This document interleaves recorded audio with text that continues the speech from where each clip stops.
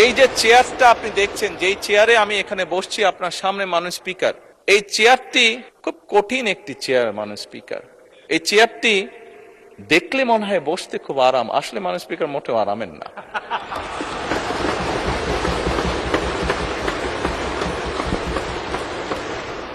এই চেয়ারটিতে বসলে মাননীয় স্পিকার প্রতি মুহূর্তে মনে হয় যে আগুনে তপ্ত হিট আসছে মাননীয় স্পিকার। হাসার কিছু নেই, আমি যা ফিল করি আমি আপনাদেরকে তাই বলছি, মাননীয় স্পিকার এই চেয়ারের থেকে উঠে দাঁড়িয়ে আপনার সামনে বক্তব্যে আমি হয়তো অনেক পপুলার কথা বলতে পারতাম, যেটাতে আরো অনেক বেশি তালি হতো মাননীয় স্পিকার। কিন্তু এই চেয়ার আমাকে বলে যে আমি সবসময় পপুলার কথা বলতে পারি না, আমাকে সেটাই বলতে হবে।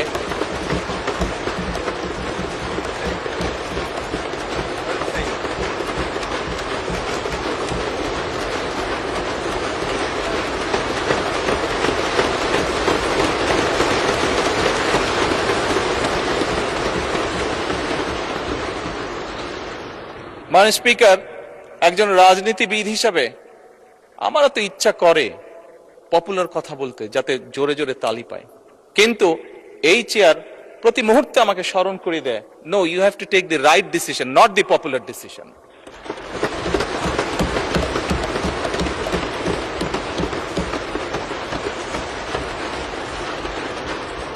মাননীয় স্পিকার, আপনার মাধ্যমে আজকে এই সংসদের এই সবুজ চেয়ারে যারা বসে আছেন, আমি মনে করি আজকে বোধহয় আমাদেরকে সিদ্ধান্ত নিতে হবে যে আসুন আমরা পপুলার ডিসিশনে আলাপ করব না, আমরা আলাপ করব সঠিক ডিসিশনের ব্যাপারে, রাইট ডিসিশনের ব্যাপারে।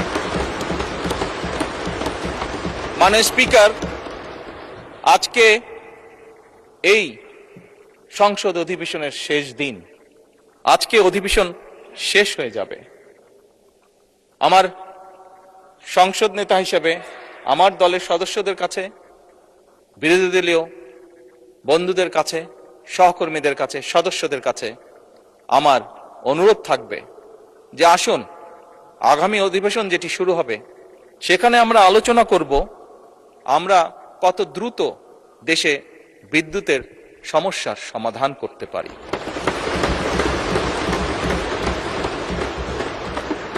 মাননীয় স্পিকার, আমরা আলাপ করতে চাই, আমি আলাপ করতে চাই আগামী সংসদে কত দ্রুত আমরা কত বেশি সংখ্যক মানুষের কর্মসংস্থান দেশেই হোক বিদেশি হোক তৈরি করতে পারি। মাননীয় স্পিকার, এই সংসদে দাঁড়িয়ে আমি আলাপ করতে চাই যে আমাদের শিক্ষা প্রতিষ্ঠান, আমাদের হাসপাতালগুলোতে কত দ্রুত শিক্ষা এবং চিকিৎসা সুবিধা আমরা পৌঁছে দিতে পারি। মাননীয় স্পিকার, দিনের কার্যবিধিতে আপনি যখন শুরু করেন, বিভিন্ন সময় বিভিন্ন সংসদ সদস্য বলে ওঠেন তার এলাকায় রাস্তা লাগবে, তার এলাকায় ব্রিজ লাগবে, কারো এলাকায় কালভার্ট লাগবে। স্বয়ং বিরোধী দলীয় নেতা ওনার এলাকার সমস্যার কথা বলেছেন।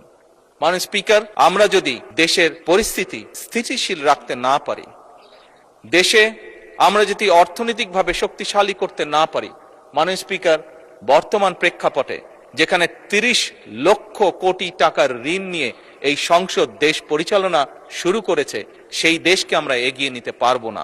আমরা যদি একটি স্টেবল গভর্নমেন্ট রাখি, আমরা যদি একটি স্টেবল পার্লামেন্ট এনশিওর করতে না পারি, মাননীয় স্পিকার, আমরা কোনোভাবেই এই দেশকে সামনে নিয়ে যেতে পারবো না। মাননীয় স্পিকার, এই দেশকে যদি সামনে নিতে হয় তাহলে অবশ্যই আমাদের উভয় পক্ষকে একসাথে কাজ করতে হবে। হ্যাঁ, বাংলাদেশে আইটি শিল্পের বিকাশ কিভাবে হবে এ ব্যাপারে হয়তো আমাদের মধ্যে ডিবেট হতে পারে, এ ব্যাপারে আমাদের মধ্যে দ্বিমত থাকতে পারে, কিন্তু বাংলাদেশের আইটি শিল্পের বহিঃপ্রকাশ হতে হবে, এ ব্যাপারে আমাদের মধ্যে নিশ্চয়ই কোনো ডিবেট নেই। মাননীয় স্পিকার, সেজন্যই আসুন আজকে আমরা সিদ্ধান্ত গ্রহণ করি যে আমাদের আলোচনার বিষয়বস্তু হবে এই দেশের মানুষের ভাগ্যের পরিবর্তন। আমাদের আলোচনার বিষয়বস্তু হবে, মাননীয় স্পিকার, আমাদের আলোচনার বিষয়বস্তু হবে যে আমরা অন্য দেশের উদাহরণ দেব না, বরং আমাদের দেশকে আমরা সামনে এগিয়ে নিয়ে যাব। মাননীয়